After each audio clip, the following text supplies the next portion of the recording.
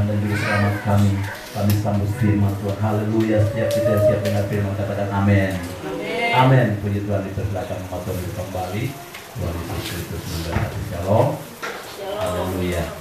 Puji Tuhan. Bapak Ibu umat Tuhan yang terkasih dalam Tuhan Yesus Kristus.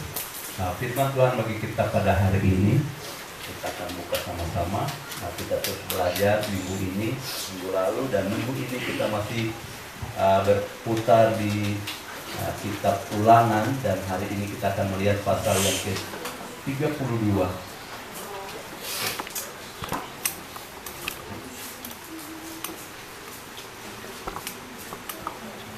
Ulangan pasal yang ke-32, kita akan melihat ayat yang ke-44 sampai pada ayat yang ke-47. Kita akan baca secara bersama-sama, umat Tuhan dalam keadaan tetap duduk saja, dan kita akan baca secara bersama-sama dari ayat yang ke-44 sampai pada 47 dengan perikop nasihat Musa yang terakhir. Kita start dari ayat 44, 2, 3. Lalu datanglah Musa bersama-sama dengan Yosua bin Nun dan menyampaikan ke telinga bangsa itu segala perkataan yang tadi. Setelah Musa selesai menyampaikan segala perkataan itu kepada seluruh orang Israel, berkata dia kepada mereka, perhatikanlah segala perkataan yang kuperingatkan kepadamu pada hari ini, supaya kamu memerintahkannya kepada anak-anakmu untuk melakukan dengan setia segala perkataan hukum Taurat ini. Sebab perkataan ini bukanlah perkataan hampa bagimu, tetapi itulah hidupmu. Dan dengan perkataan ini akan menumbuhmu di tanah kemana kamu pergi, menyeberangi sungai Yordan untuk mendudukinya. Nah, puji Tuhan. Iya, bagian firman Tuhan yang baru saja kita baca saat ini merupakan pesan terakhir. Dalam perikop di situ adalah nasihat Musa yang terakhir. Pesan Musa yang terakhir bagi umat Israel sebelum kematian. Pada usia 120 tahun, di tahun yang ke-40 bulan ke-11, Tuhan berfirman kepada Musa, dan kemudian dia naik ke Gunung Nebo, dan kemudian dia mati di sana dan tidak dapat masuk pada tanah Kanaan. Dia hanya bisa menyaksikan, dia hanya bisa melihatnya, tetapi dia tidak berkesempatan menginjakkan kaki di tanah Kanaan karena kesalahan umat Israel yang menyebabkan suatu ketika Musa marah di hadirat Tuhan di masa dan merubah, sehingga Tuhan oleh kemarahan itu Tuhan tidak mengizinkan dia menginjak kaki di tanah Kanaan. Nah, Bapak Ibu Saudara terkasih dalam Tuhan Yesus Kristus, ada 3 prinsip yang saya ingin bagikan kepada jemaat Tuhan di bagian firman Tuhan. Ini merupakan lanjutan. Ini masih ada hubungannya dengan khotbah minggu lalu. Bagian yang terakhir yaitu tentang pentingnya pembacaan hukum Taurat, pembacaan firman Tuhan Taurat di tahun Sabat, yaitu perayaan hari raya Pondok Daun, di mana ketika setiap umat Israel berkumpul, maka Taurat itu harus dibaca. Dengan satu pesan terakhir di situ adalah supaya anak-anak yang belum mengerti, yang belum memahami firman, mereka mengetahuinya dan belajar takut akan Tuhan. Maka Bapak Ibu perhatikan, ada pesan penting yang Musa sampaikan sebagai nasihat terakhir di bagian firman Tuhan ini kepada umat Israel, masih di perbatasan antara sungai Yordan dan tanah Kanaan, sebelum mereka tiba di tanah Kanaan. Nah, Bapak Ibu terkasih, saya berikan kita tema untuk menuntun kita memahami firman hari ini adalah kewajiban yang berkelanjutan sebagai umat Tuhan. Umat Israel itu mereka punya Tuhan berjanji kepada mereka, dari pihakku aku akan tetap berpegang teguh kepada perjanjianku, tapi dari pihakmu kamu harus setia kepadaku secara turun-temurun. Sehingga Bapak Ibu, bagian yang saya maksudkan di sini kewajiban yang berkelanjutan dalam sejarah gereja itu dikenal sebagai tugas transmisi. Kewajiban agama yang terus berkelanjutan dari satu generasi kepada generasi yang lain. Dari pesan terakhir ini kita akan melihat bagaimana Musa kemudian mempersiapkan Yosua. Di hari itu Musa mempersiapkan Yosua untuk sebagai generasi berikutnya, generasi pemimpin berikut yang kemudian dia dapat memimpin umat Israel masuk tanah, menyeberang sungai Yordan dan masuk tanah Kanaan. Jadi Yosua itu merupakan generasi berikut dari kepemimpinan Musa. Kemudian umat Israel penerima bagian pengajaran ini adalah generasi berikut, di mana saya sudah ajarkan kepada jemaat bahwa generasi yang tercatat dalam kitab Ulangan dan kitab Yosua itu adalah generasi yang lahir dalam perjalanan. Anak-anak yang besar dalam perjalanan, mereka yang diperkenankan Tuhan tiba di tanah Kanaan, sehingga mereka merupakan generasi berikut. Namun dalam pesan ini sudah dikasih Tuhan, tidak cukup sampai pada generasi yang tiba di tanah Kanaan, tapi Musa berkata masih akan ada generasi berikutnya. Dan secara turun-temurun, karena itu tugas ketaatan, kesetiaan kepada Tuhan itu merupakan kewajiban yang harus berkelanjutan dari satu generasi kepada generasi. Kenapa demikian? Sebab umat Israel itu sejak semula, ketika Tuhan memanggil Abraham dan berjanji kepadanya untuk memilih Abraham dan keturunannya menjadi satu umat khusus di dunia ini, menjadi umat pilihan Tuhan satu-satunya dari sekian banyak suku bangsa di dunia ini. Tuhan pilih dan tetapkan bagi dia hanya satu suku, hanya satu bangsa yang kemudian berkembang. Satu orang saja yang kemudian berkembang menjadi satu bangsa yang hari ini kita kenal dengan bangsa Israel. Itu bangsa pilihan Tuhan secara khusus menjadi miliknya. Nah, apa hubungannya pengajaran penerapan firman seperti ini bagi gereja Tuhan? Nah, ini pun saya sudah ajarkan kepada jemaat bahwa gereja Tuhan itu identik dengan Israel. Amin, saudara. Gereja Tuhan itu identik dengan Israel. Panggilan yang sama, perjanjian yang sama juga diberikan bagi umat Tuhan, bagi gereja Tuhan. Sehingga kita pun dalam kekristenan, kewajiban ketaatan, kesetiaan ibadah kepada Tuhan itu merupakan kewajiban yang berkelanjutan. Tidak hanya orang tua, tapi akan diteruskan kemudian kepada generasi berikutnya. Sehingga gereja itu harus hidup di hadapan Tuhan secara turun-temurun. Dan ini menjadi kewajiban bagi setiap kita. Bapak Ibu perhatikan, karena itu ada 3 prinsip. Sebetulnya ini satu bagian saja yang ditekankan di sini, tapi saya bagi itu menjadi 3 agar mempermudah kita untuk bisa memahami secara baik. Nah, perhatikan apa yang dipesankan Tuhan, pesankan Musa sebagai kewajiban yang berkelanjutan bagi umat Israel. Kita perhatikan ayat yang ke-46.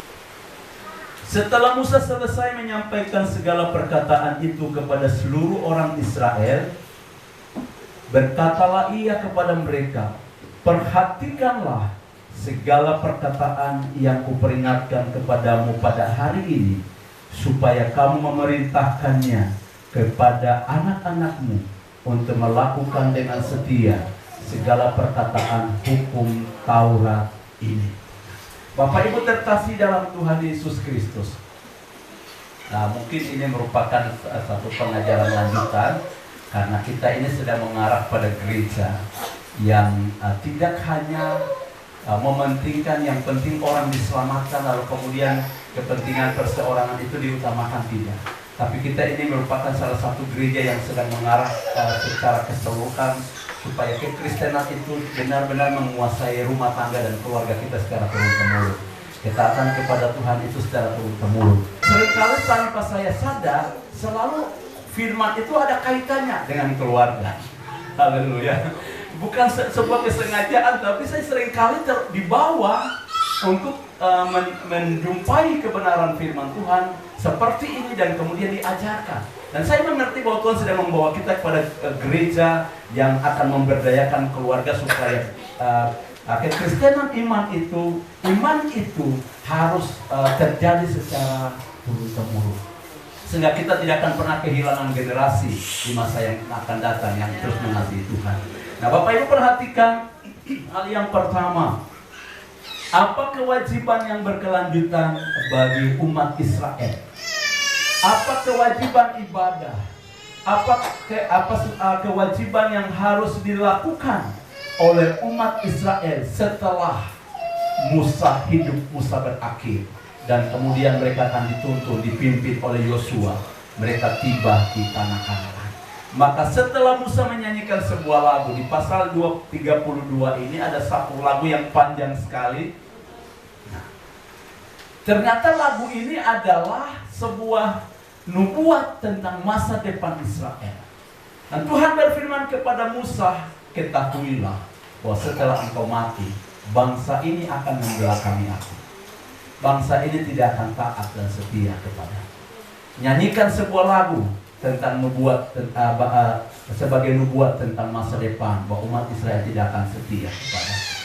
Jadi Musa menyanyikan itu. Kalau Bapak Ibu melihat di pasal 32 itu, dari ayat yang pertama sampai pada ayat yang ke-43, itu sebuah nyanyian. Tapi nyanyian itu adalah sebuah nubuatan, sekaligus kata-kata peringatan, kata-kata perintah, kata-kata hukum, ketetapan yang disampaikan dalam bentuk nyanyian. Dan firman Tuhan berkata, ayat 44 dikatakan, setelah Musa menyanyikan lagu itu bersama dengan Yosua, karena saat itu mereka berdua berdiri di hadapan Tuhan di kemah pertemuan, lalu Musa menyanyikan lagu itu. Kemudian setelah Musa berhenti menyanyikannya, dia bersama dengan Yosua datangi umat Israel. Lalu setiap perkataan nyanyian itu Musa sampaikan kepada umat Israel. Yosua yang juga bersama-sama dengan dia mendengarkan nyanyian itu juga ikut berbicara, menaruh perkataan itu ke dalam pendengaran dan hati dan pikiran umat Israel agar mereka mengerti.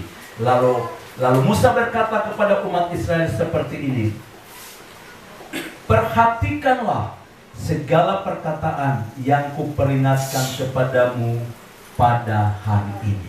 Nah, Bapak Ibu perhatikan hal yang pertama, dan ini merupakan bagian yang akan menghasilkan beberapa uraian ke bawah.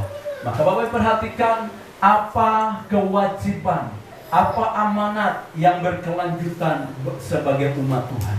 Bagi kita sebagai umat Tuhan, baik kita maupun generasi berikut di hadapan Tuhan. Hal yang pertama adalah harus selalu memperhatikan pesan-pesan firman Tuhan.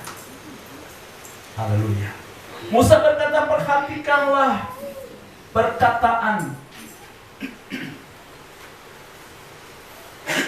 Perhatikanlah segala perkataan yang kuperingatkan kepadamu pada hari ini. Setiap kali kita mendengar firman, tanggung jawab kita adalah selalu memperhatikan firman itu. Amin.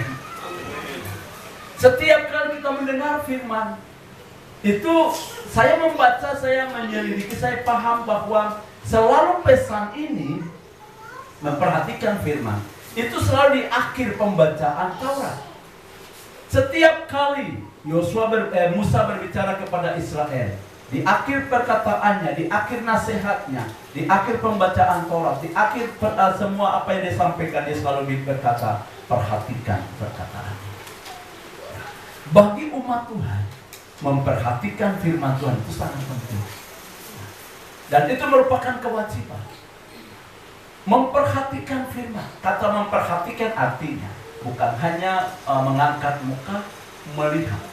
Tapi memperhatikan artinya menghidupi. Memperhatikan artinya mengingatnya, melakukannya, menghidupinya, mengawal perjalanan hidup selaras dengan firman itu. Jadi seperti yang memperhatikan. Ada dua kata kunci, memperhatikan secara seksama dan mendengarkan. Ada dua kata. Dengarkanlah. Dua kata itu. Dengarlah hai Israel. Dua kata kunci. Dengarlah hai Israel. Perhatikanlah hai umat Israel. Mendengar artinya memasang telinga sampai menangkap sesuatu. Firman Tuhan berkata begini di ayat yang ke pasal 33 itu, ketika Musa mohon berkat kepada umat Israel, itu ayat yang ke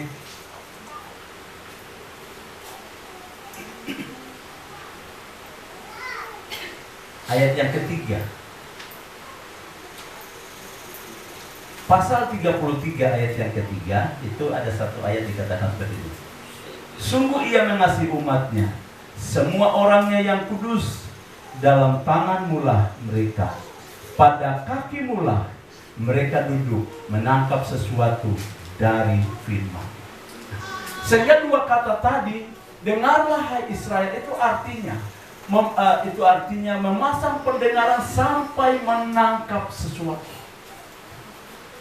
Mungkin ini merupakan tambahan buat Bapak Ibu di lanjutan khotbah minggu lalu. Perhatikan, setiap kali kita mendengar firman, itu ada satu hal yang penting yang harus kita perhatikan adalah sampai kita menangkap sesuatu. Kalau ada satu kata yang membekas, ada satu kata yang kita tangkap. Tidak semua kata yang diucapkan, tapi ada satu kata yang kita percaya sebagai suara Tuhan sendiri. Ada satu kata harus kita tangkap. Harus kita tangkap. Dalam pengalaman saya mendengar orang berkhotbah, tidak semua kata saya tangkap. Saya mendengar, tapi yang bisa saya tangkap dan itu menjadi rema itu paling banyak 3 atau 4 kata. Atau 1 kalimat. Iya. Dan ini yang dimaksudkan oleh firman Tuhan, dengarkanlah. Ya, setiap kali duduk dan mendengar firman, ayat ini berkata, sebab di kaki mula mereka duduk. Ya. Pada kaki mula mereka duduk, menangkap sesuatu dari firman. Maka satu pengalaman penting yang harus kita terapkan dalam hidup kita setiap kali kita ada di gereja adalah belajar duduk di kaki Tuhan. Pada waktu kita mendengar firman itu sama dengan sedang duduk di kaki Tuhan dan mendengar sampai menangkap sesuatu. Katakan, sampai menangkap sesuatu. Sampai menangkap, itu penting sekali. Sampai dapat menangkap sesuatu. Jadi jangan pernah kita mendengar firman tapi kemudian kita pulang tanpa menangkap sesuatu. Itu sangat rugi. Dulu waktu saya kecil, waktu saya sekolah minggu, waktu saya kecil, setiap kali saya pulang sekolah minggu, Bapak dan Mama selalu bertanya, hari ini kamu dengar cerita tentang apa? Waktu itu saya belum tahu baca dan saya tidak mungkin menyebutkan kitab dan ayatnya, tapi saya hanya sebutkan saja ceritanya. Karena waktu itu yang jadi guru sekolah minggu adalah bapak tua saya. Bapak punya kakak yang jadi guru sekolah minggu. Dan setiap kali saya pulang dan bapak bertanya, hari ini kamu dengar cerita tentang apa? Dan saya bercerita. Tidak semua cerita saya sampaikan, tapi ada satu kata yang saya tangkap dari cerita itu lalu saya sampaikan. Kami dengar cerita tentang ini. Hari ini kami dengar cerita tentang 2 orang yang berjalan ke satu kampung yang nama kampung apakah? Emmaus. Lalu Bapak berkata, oh iya, itu Kleopas dengan temannya yang berjalan ke Emmaus. Dan ini saya semakin besar saya mengerti bahwa mendengar firman itu harus ada sesuatu yang membekas di hati kita. Amin, saudara. Ada sesuatu yang membekas di pikiran kita. Ada sesuatu yang terngiang-ngiang di pendengaran kita. Kita pulang, Bapak Gembala punya suara tidak kedengaran lagi, tapi ada sesuatu yang berbisik di pendengaran kita. Itu yang disebut dengan menangkap sesuatu. Dan ini penting sekali bagi orang percaya. Sehingga setiap kali pembacaan Taurat itu sebelum dibaca selalu kalimat yang mendahulunya itu adalah, dengarlah hai umat Israel, Shema Israel. Ulangan pasal 6 juga itu. Dengarlah hai Israel. Dengarlah hai Israel, Tuhan itu Allah kita. Tuhan itu Esa. Kasihilah Tuhan Allah. Di akhir pembacaan Taurat itu selalu dikatakan, perhatikanlah apa yang kamu dengar hari ini. Jadi 2 pesan ini mengawali dan satunya mengawali dan yang satunya apa? Mengakhiri. Sebelum kita mendengar, dipesankan agar dengarkan. Setelah kita dengar, ada pesan lagi, perhatikan. Artinya aturlah jalan hidupmu, sehingga apa yang kau dengar itu jangan pernah sia-sia. Aturlah jalan hidupmu, supaya apa yang kau dengar hari ini, kau atur hidupmu selaras dengan apa yang kau dengar hari ini. Jadi itu yang disebut dengan mendengar dan melakukan. Karenanya kitab Yakobus berkata, barang siapa mendengar firman, tetapi dia tidak melakukan, dia sama dengan apa? Dia sama dengan orang yang baru saja mengamat-amati mukanya di depan cermin. Baru saja dia keluar dari rumahnya, dia lupa wajahnya. Jadi perhatikan, ada satu kata kunci di situ. Mengapa kita harus punya modal yang baik? Mengapa kita harus memperhatikan sungguh-sungguh akan firman, supaya kita punya modal yang bisa kita wariskan? Kalau kau tidak perhatikan, kalau kita tidak perhatikan firman hari ini, apa yang kita mau wariskan? Jadi sebetulnya ada banyak orang tua yang tidak wariskan apa-apa karena dia tidak punya fondasi apa-apa. Karena dia tidak punya warisan apa-apa, dia tidak punya nilai. Sampai akhir hidupnya dia tidak tinggalkan nilai rohani apapun bagi generasi berikut. Kenapa? Karena tidak pernah perhatikan firman. Itu di tempat yang lain. Di tempat ini semua orang tua memperhatikan firman Tuhan. Jadi dia bilang amin. Amin. Kalaupun ada di sini hanya satu kata, kita bertobat. Amin, saudara. Kalau Anda dan saya tidak punya apa-apa, fondasi, nilai, maka perhatikan, kita akan mati dan kita akan tidak tahu bahwa generasi berikutnya mereka akan mengalami kehancuran. Sekarang Musa tidak bicara soal kehancuran generasi berikut. Keteguhan generasi berikut itu tergantung generasi hari ini. Jadi Musa berkata, perhatikan itu baik-baik supaya kau perintahkannya. Itu kata perintah. Jadi orang tua punya mandat untuk memerintahkan, atur. Jangan terlena. Halo? Jangan santai. Tapi harus perintahkan. Haleluya. Tuhan menaruh firman-Nya dalam mulut setiap orang tua. Dan orang tua perintahkan buat anak-anaknya. Lakukan. Jadi standar dari bagian yang kedua ini, standarnya adalah bukan sampai anak-anak mengenal Tuhan. Di khotbah minggu lalu bagian terakhir, supaya anak-anak yang belum mengerti, belum tahu, mereka tahu. Tapi ada kalimat berikut, supaya mereka dapat setia dan takut akan Tuhan. Jadi standarnya adalah sampai anak-anak setia melakukan firman dan mereka hidup dalam takut akan Tuhan. Karenanya hari ini menjadi tugas kita bersama. Berapapun anak di dalam keluarga kita yang mungkin belum sampai pada target ini, itu menjadi beban tanggung jawab kita hari ini. Katakan amin. Untuk kita bawa sampai pada target itu. Haleluya. Supaya gereja ini tidak kehilangan generasi. Generasi akan datang. Oke. Hal berikutnya sudah dikasih. Mari kita perhatikan. Hal yang ketiga merupakan prinsip yang kita pelajari hari ini. Janji yang menyertai ketaatan akan firman Tuhan. Ayat yang ke-47.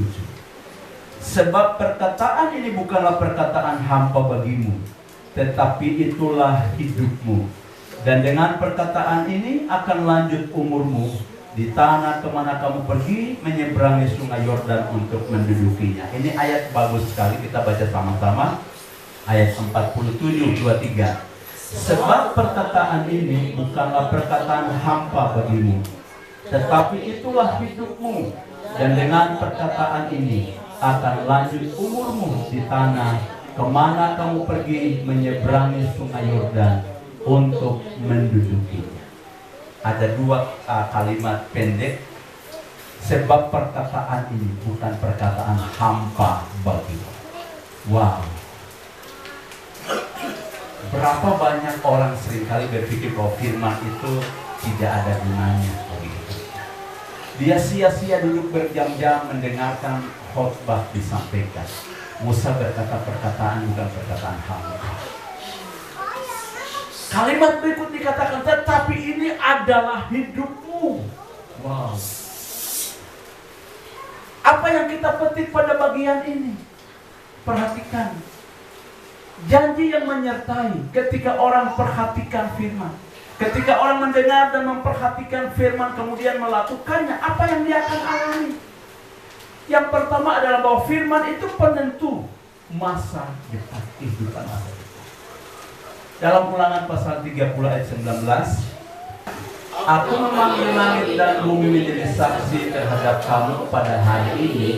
Kepadamu kuperhadapkan kehidupan dan kematian, berkat dan kutuk. Pilihlah kehidupan supaya engkau hidup, baik engkau maupun keturunan. Nah, Musa menyadari bahwa kebaikan generasi berikut, masa depan, kebaikan hidup mereka, nasib hidup mereka tergantung apa yang kita wariskan dari firman kepada mereka hari ini. Jadi firman itu penentu masa depan kehidupan generasi berikutnya. Haleluya. Kalau kita mau generasi berikut diberkati, tanamkan firman kepada mereka hari ini. Karena firman itu jaminan. Amin, saudara. Firman itu jaminan. Supaya anak di masa depan dia hidup baik, beri dia firman. Kata tadi dikatakan begini, Musa berkata begini, perintahkanlah. Jadi yang menanamkan firman di hati generasi baru, itu haruslah generasi hari ini. Orang tua. Amin, saudara.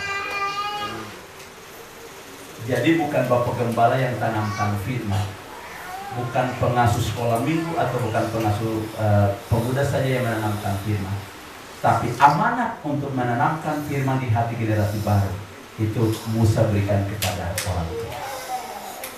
Dan Musa berkata, tuh perhatikan, karena apa yang sampaikan kepadamu pada hari ini bukanlah perkataan yang hampa. Hampa artinya kosong.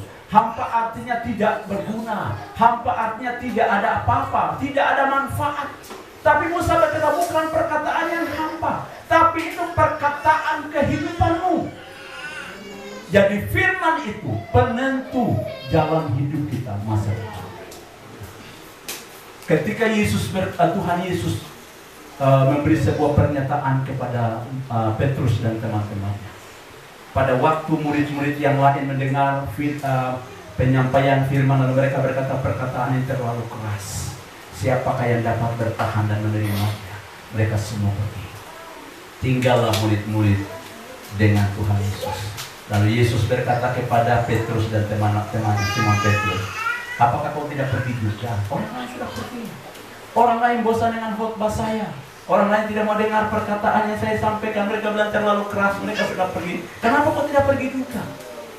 Lalu Petrus berdiri dan berkata, Tuhan, kepada siapa lagi kami akan pergi? Pernah baca ayat itu? Pernah baca? Tuhan, Guru, kepada siapa lagi kami akan pergi? Perkataanmu adalah perkataan hidup dan damai. Petrus menyadari betapapun pengajaran Yesus itu keras, namun itu kehidupannya untuk masa depan. Dalam firman itu ada hidup. Dalam firman itu ada damai sejahtera. Dalam firman itu ada kebaikan yang tersimpan. Haleluya.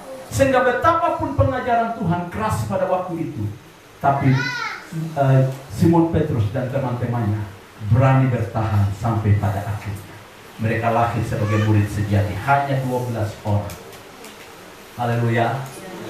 Mengapa saya selalu berkhotbah berjam-jam di gereja ini?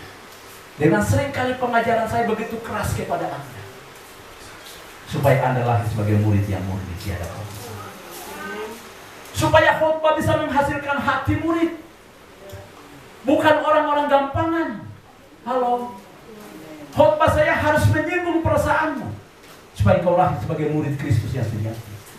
Jangan menjadi orang yang diombang-ambingkan. Ada banyak orang yang kalau khotbah berkat baru amennya besar, khotbah ketaatan dia diam dan dia tersinggung. Dengar baik-baik. Yesus berkata, sebab kamu bukan anak-anak gampangan. Kamu harus diproses dengan pengajaran yang keras supaya kau kokoh di hadapan Tuhan. Perhatikan, mengapa Tuhan perlakukan umat Israel sebegitu hebatnya. Kalau mereka salah, dia hukum mereka habis-habisan. Dia perhadapkan kepada mereka 3 malapetaka besar, yaitu pedang, kelaparan, dan penyakit sampar. Setiap kali dia habiskan mereka. Kenapa? Karena mereka adalah miliknya, supaya bangsa itu hidup tanpa cacat di hadapan Tuhan. Amin, saudara. Jadi khotbah saya keras dengan tujuan agar kita lahir sebagai murid-murid yang murni, agar kita dimurnikan di hadapan Tuhan. Bisa katakan amin. Khotbah saya berjam-jam dengan tujuan supaya hati kita dimurnikan, supaya iman semakin tinggi. Haleluya. Orang sering kali berpikir begini, kalau khotbah berjam-jam nanti jemaat tinggalkan gereja. Kita bukan cari jemaat yang gampang-gampangan. Kita itu mencari jemaat yang berakar dan bertumbuh.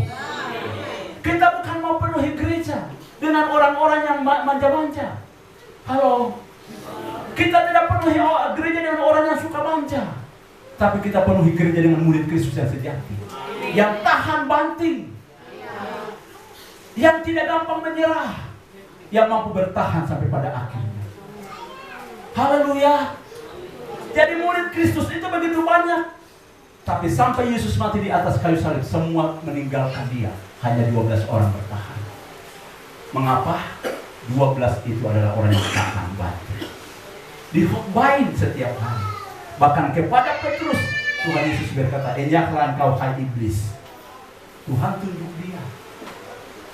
Waktu Yesus mau pergi ke Yerusalem, dia berkata begini, dia tarik Tuhan pada guru, "Yang kau pergi ke Yerusalem, itu hari kau pergi ke Yerusalem kan orang mau lempar kau dengan batu. Kenapa kau masih mau ke sana?"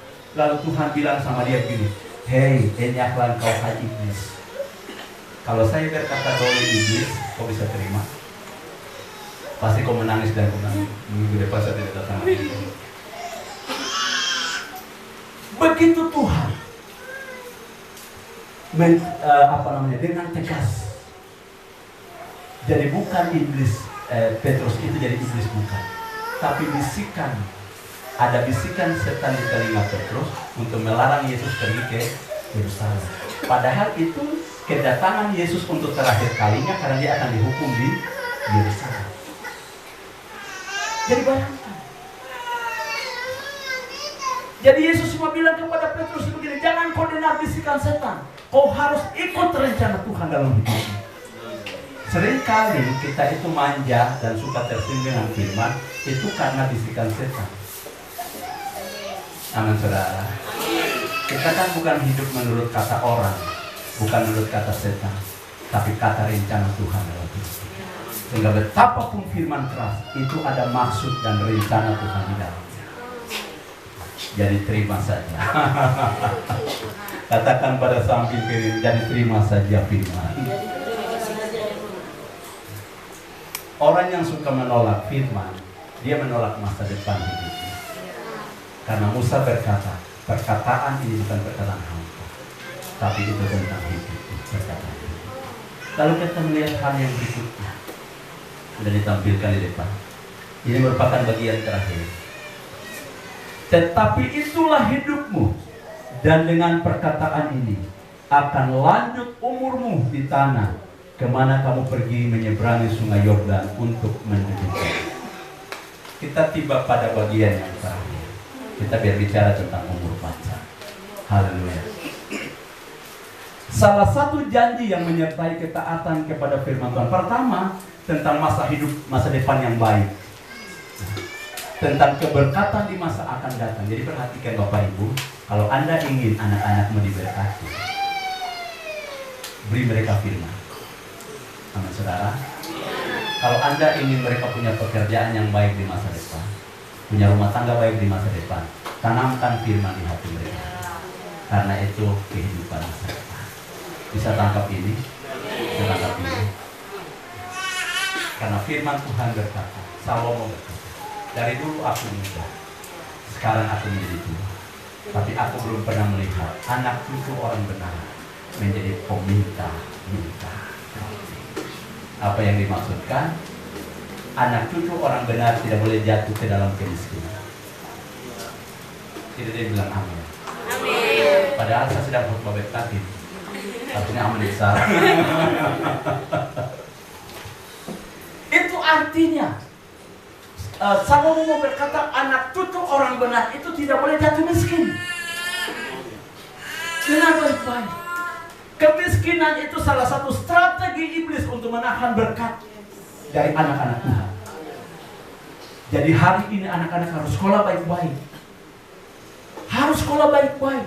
Kau harus punya pekerjaan yang baik supaya kau merebut berkat-berkat surgawi dalam hidup saudara. Haleluya. Tapi hal yang terutama harus kau melakukan dengan setia setiap firman. Karena itu orang tua bersedia mengajarkannya sampai anak-anak menghidupnya. Supaya anak-anak kita jangan jatuh miskin. Masa mama sudah jadi penjual sayur di pasar, anak masih duduk di pasar lagi. Anak harus mengetik di kantor dong. Amin. Kan begitu. Halo. Mama ada yang tersinggung. Kan istri saya juga duduk di pasar. Tapi hari ini kita coba agar anak jangan di pasar itu pekerjaan. Tetapi kan mesti ada peningkatan. Haleluya. Berjual di pasar itu semua orang bisa. Halo. Yang sekolah kan yang tidak sekolah bisa. Kan Mama Kambuaya kan pemilik warung di pasar. Hari ini tidak lanjut warungnya. Tidak tahu kenapa tidak lanjut, mungkin karena ada satu dan lain hal, faktor umur.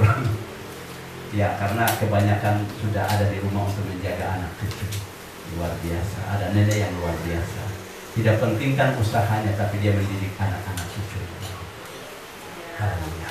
Yang saya maksudkan adalah, kalau hari ini kita ada pada posisi seperti ini, anak-anak kita di kemudian hari, mereka harus diatas kita. Amin, saudara. Kalau orang tua tamat SD, anak mesti diasasnya. Kalau orang tua tamat SMA, anak mesti sarjana. Kalau orang tua sarjana, itu kan anak mesti master. Amin. Harus S2. Kan begitu. Masa orang tua SMA, anak SMP?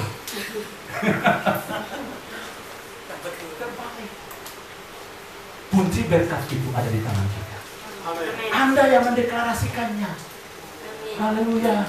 Orang tua yang harus memimpikannya. Dia harus punya cita-cita. Haleluya. Nah, sudah perhatikan. Nah, bagian yang terakhir ini adalah firman adalah jaminan umur. Lalu bagaimana dengan mereka yang umurnya pendek? Di Israel, Bapak Ibu yang dikatakan ini kita bahas supaya clear. Kalau orang yang umurnya pendek, apakah dia tidak taat kepada Tuhan? Karena ada hamba Tuhan yang umurnya pendek juga. Apakah dia tidak? Bukan itu. Kita bahas itu. Nah, perhatikan. Di Israel itu, ternyata umur panjang itu diakui sebagai anugerah Tuhan. Sebagai perkenanan Tuhan kepada orang itu karena ketaatan kepada firman Tuhan. Itu diakui oleh Israel dan orang bangsa-bangsa lain di sekitar Timur Tengah dulu. Di zaman dulu. Nah, tetapi sudah terkasih dalam Tuhan Yesus Kristus bagian berikutnya. Perhatikan, ada definisi yang bagus sekali, ada pengertian, pemahaman yang bagus sekali tentang arti dari umur panjang. Jadi bukan soal tahun-tahun kita itu banyak. Bukan soal kita hidup sampai berapa puluh tahun. Tapi makna dari usia kita itu. Itu yang harus kita capai dalam hidup kita. Yang pertama, Ayub berkata seperti bahwa dalam umur panjang itu, banyak orang berkata bahwa dalam umur panjang itu ada banyak hikmat dan pengertian. Haleluya. Mari kita lihat Ayub pasal yang ke-12 ayat 12. Konon hikmat ada pada orang yang tua dan pengertian pada orang yang lanjut umurnya. Ayat 13. Tetapi pada Allah lah hikmat dan kekuatan, dialah yang mempunyai pertimbangan dan pengertian. Ya, memang Ayub berkata bukan pengertian itu pada orang yang tua, bukan pada orang tua atau pada orang yang lanjut umur, tapi pengertian dan hikmat itu ada pada Tuhan. Tapi diyakini secara keseluruhan bahwa di dalam umur panjang itu ada hikmat dan ada pengertian. Kalau orang hidup mengasihi Tuhan, kalau orang hidup memperhatikan firman Tuhan, maka semakin tua dia semakin berhikmat. Halo? Semakin tua dia semakin berpengertian. Sehingga Bapak Ibu perhatikan, prinsip ini akan mengalahkan slogan yang seringkali orang bilang gini, semakin tua semakin menjadi-jadi. Tua-tua keladi. Sudah tua tapi mentalnya kayak anak muda. Sudah tua tapi kelakuannya wah. Sudah tua tapi semakin itu orang bilang tua-tua keladi. Prinsip ini mengalahkan konsep itu. Bahwa orang yang takut akan Tuhan, semakin dia lanjut umur, semakin dia bertambah usia, semakin tambah berhikmat dan semakin berpengertian. Tangkap ini. Haleluya. Jadi orang yang mengasihi Tuhan, orang yang mendengar dan memperhatikan firman dengan seksama dan menghidupinya, semakin berumur panjang. Entah berapa tahun, tapi itu tidak penting, entah berapa puluh tahun. Tapi yang penting adalah semakin bertambah usia, semakin hidup dalam hikmat akan Tuhan dan berpengertian. Amin, saudara. Makanya kalau ada mama-mama yang sudah umur lanjut tapi masih maki-maki, di mana hikmat dan pengertianmu? Kok betapa jadi orang Kristen dari muda sampai sekarang kok sudah umur 60 masih maki-maki lagi? Aduh. Tangkap ini. Itu artinya tidak berhikmat. Itu artinya tidak berpengertian. Amin. Ada yang tersinggung. Bapak-bapak pun sama. Semakin tua, tapi semakin hebat. Bukannya semakin berpengertian dan semakin hebat. Jadi dengan pola ini, dengan standar ini, kita dapat mengukur seseorang apakah orang ini benar-benar menghidupi firman atau tidak. Jadi supaya semakin kita umur panjang, semakin kita berhikmat, semakin kita berpengertian, maka belajar, perhatikan firman. Istri saya bulan Januari kemarin genap usia 50 tahun. Saya mendoakan dia dan saya bilang terima kasih Tuhan telah memberi istri saya usia setengah abad. Nanti saya bulan Maret baru 50 tahun. Haleluya. Kemarin saya duduk dan saya merenungkan bagian, saya berkata Tuhan, kiranya Kau menolong saya memperhatikan firman. Dan kalau bisa Tuhan tambahkan nanti saya umur setengah abad lagi. Sudah setengah abad nanti bulan Maret, tapi Tuhan tambahkan setengah abad lagi. Maksudnya 100 tahun. Amin.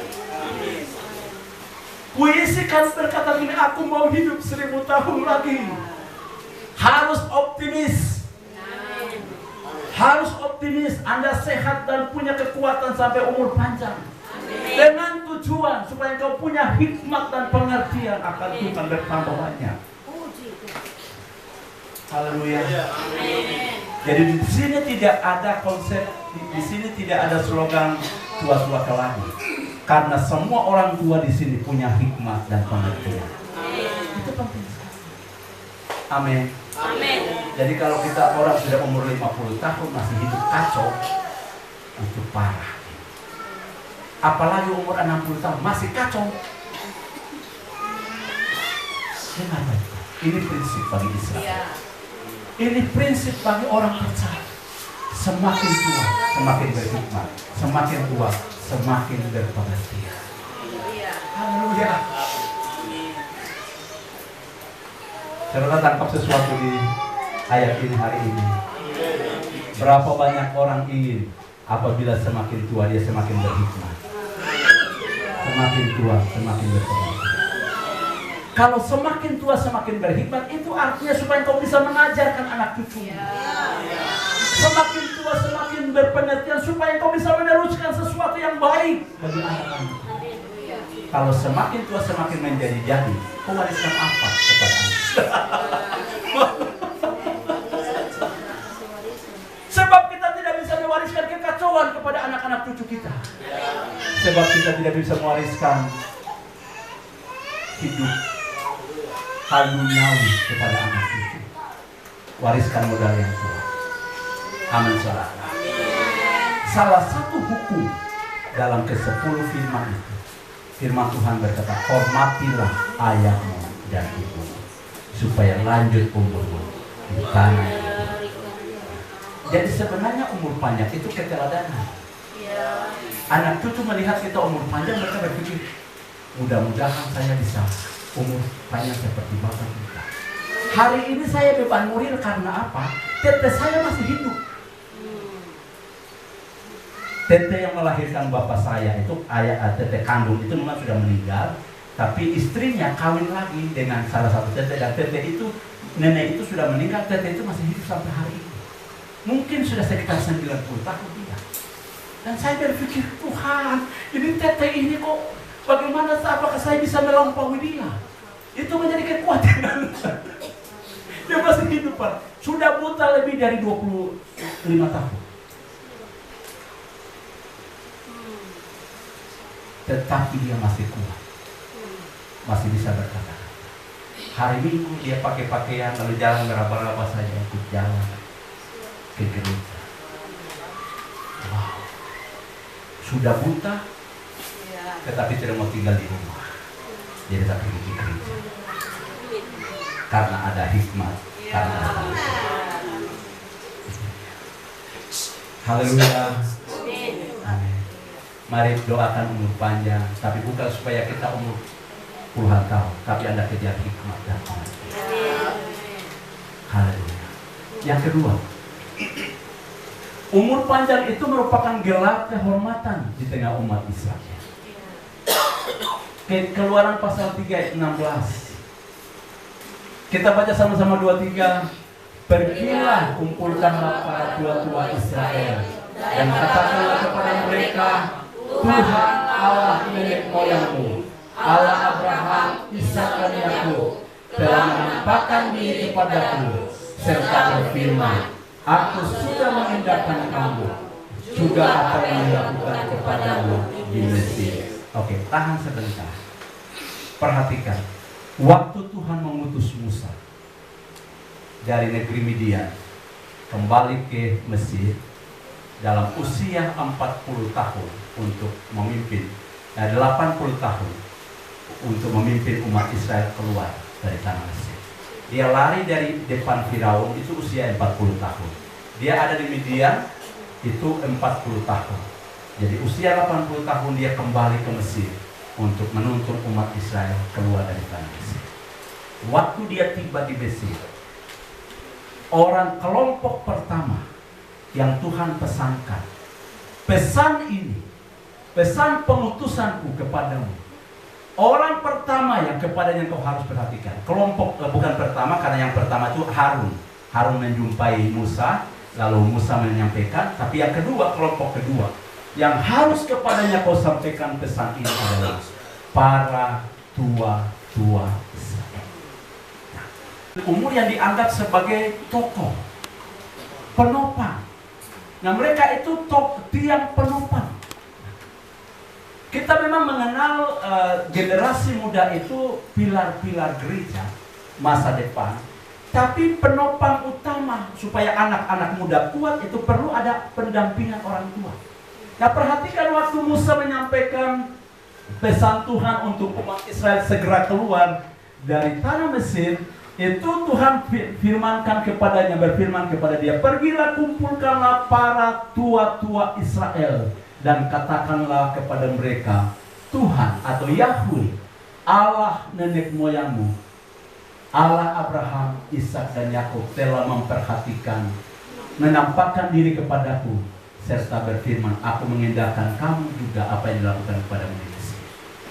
Pesan ini sebelum Musa berbicara kepada seluruh umat Israel, dia sampaikan kepada para tua-tua. Mengapa Musa sampaikan kepada mereka? Karena para tua-tua di Israel adalah orang-orang terhormat. Sekali mereka berkata, maka teguhlah bangsa itu. Dan perhatikan, mereka adalah tiang penopang kebenaran firman. dalam jemaat Israel. Orang-orang tua itu berpegang teguh kepada firman.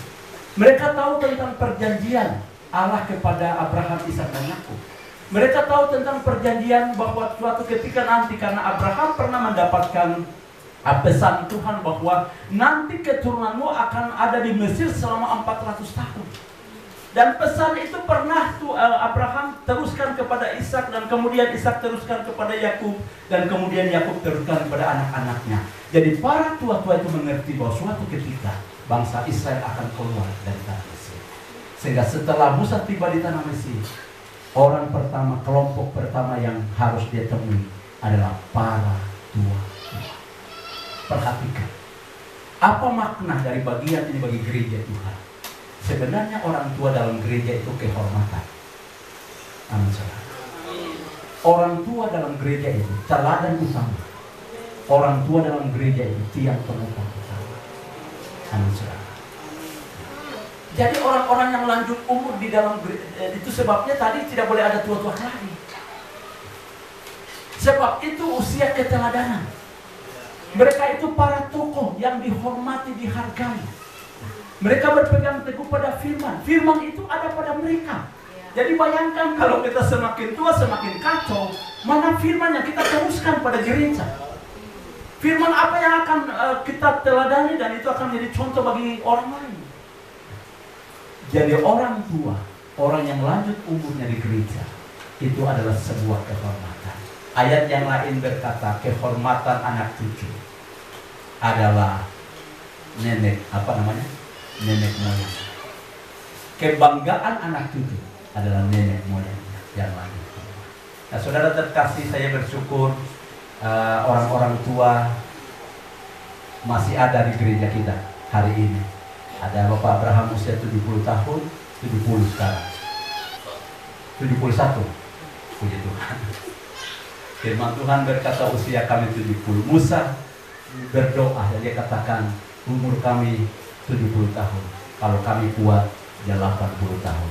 Lebih dari itu, saudara. Bapak Abraham sudah dikasih bonus 1 tahun. Berdoa supaya tambah lagi 9 tahun jadi 80 tahun. Itu bukan hal yang mustahil. Itu perkenanan Tuhan. Ini diyakini di Israel. Bahwa umur panjang itu perkenanan Tuhan. Karena yang pegang nafas kehidupan itu Tuhan. Dia menentukan hari diangkat daripada kita dan menentukan kita panjang umur. Jadi sebetulnya Bapak Ibu yang dikasih Tuhan, kalau kita berusia 60 tahun dan kita merayakan hari ulang tahun, itu bukan kita bertambah, tapi kita semakin menuju pada hari kematian. Kalau anak-anak muda merayakan ulang tahun, mereka senang karena mereka pikir masih banyak tahun-tahun ke depan. Tapi kalau sudah di atas 60 tahun, kita merayakan ulang tahun, kita mulai berpikir, kapan saya meninggal? Karena tinggal hitung hari. Tapi kita berdoa supaya di gereja ini ada orang-orang yang ubanan, ada orang-orang yang panjang umur, supaya mereka apa? Jadi teladan bagi anak-anak kita, jadi tiang penopang bagi generasi mereka. Selain Bapak Gembala khotbah, tapi ada juga firman dalam hidup mereka dan mereka bagikan buat orang lain. Jadi dalam usia umur panjang itu ada pengalaman, ada kehormatan. Mereka menjadi tiang penopang bagi Israel. Jadi orang-orang tua di gereja itu harus menjadi tiang penopang bagi pemberitaan firman oleh hamba-hamba Tuhan. Haleluya. Yang terakhir, apa yang dilakukan oleh Ishak pada Kejadian 27 ayat 1 kita baca. Ketika Ishak sudah tua dan matanya telah kabur sehingga ia tidak dapat melihat lagi, dipanggilnya Esau anak sulungnya serta berkata kepadanya, "Anakku," sahut Esau, "Ya Bapa." Ayat 2. Berkatalah Ishak, "Lihat, aku sudah tua. Aku tidak tahu bila hari kematianku. Maka sekarang ambillah senjatamu, tabung panah dan busurmu. Pergilah ke padang dan burulah bagiku seekor binatang." Terus ayat yang keempat. "Olahlah bagiku makanan yang enak seperti yang kugemari. Sesudah itu bawalah kepadaku supaya aku makan, agar aku memberkati engkau sebelum aku mati." Ada satu pesan penting ditemukan pada bagian yang terakhir. Mengapa kita perlu memahami baik apa yang harus kita lakukan? Bukan soal kita hidup sampai 70, 80 atau 90. Tapi ketika kita mulai lanjut umur, satu pesan penting, satu hal penting yang harus kita lakukan adalah harus bisa mewariskan sesuatu kepada anak cucu. Umur panjang adalah kesempatan untuk mewariskan berkat bagi anak cucu.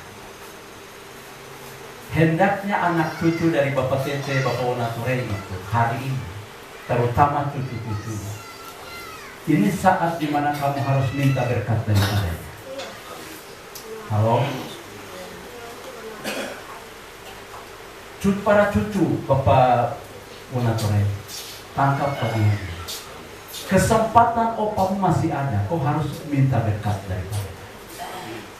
Halo, iya. Mungkin para cucu bilang gini, kami oke, tapi Bapak sudah, saya sudah. Apa berkat yang beliau wariskan kepada saya dan istri saya? Mimbar ini. Halo, kami sudah merebut berkat itu, tapi Anda harus menggapai.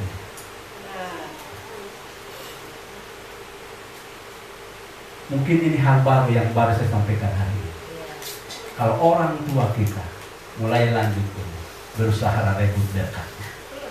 Ishak berkata kepada Esau, anakku, lihat, aku sudah tua, mataku sudah mulai kamu, kekuatanku sudah mulai mati. Aku tidak tahu kalau hari kematianku akan tiba.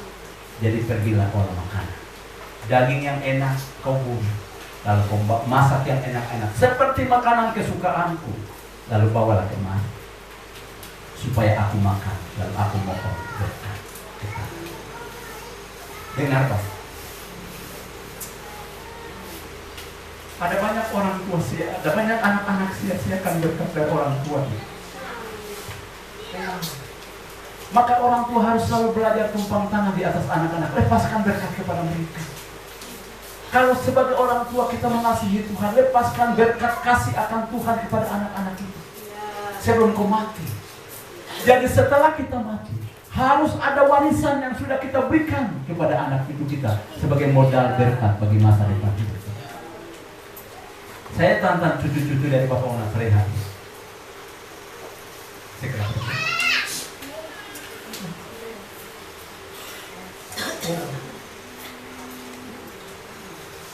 Seorang tua rohani, tapi imannya harus diwariskan kepada anak cucu. Apa yang saya lakukan hari ini, saya tahu mungkin saja umur saya tidak sampai pada apa yang saya rindukan, tapi setelah hidup saya berakhir, warisan kehambaan harus saya berikan buat anak cucu saya. Mereka harus bisa berdiri lagi di mimbar ini untuk memberitakan firman. Mereka harus bisa melakukan apa yang saya lakukan, dan mereka harus mengalami berkat-berkat kehidupan yang saya alami hari ini.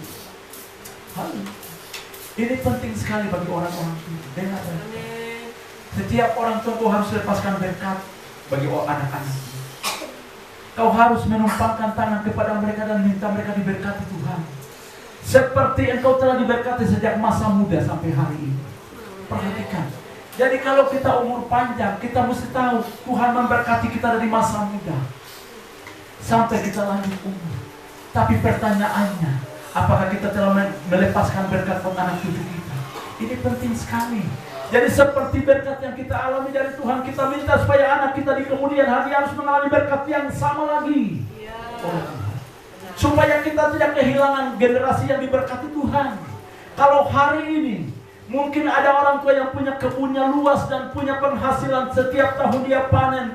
Bapak Wakil Gembala punya kebun rambutannya menghasilkan begitu upah.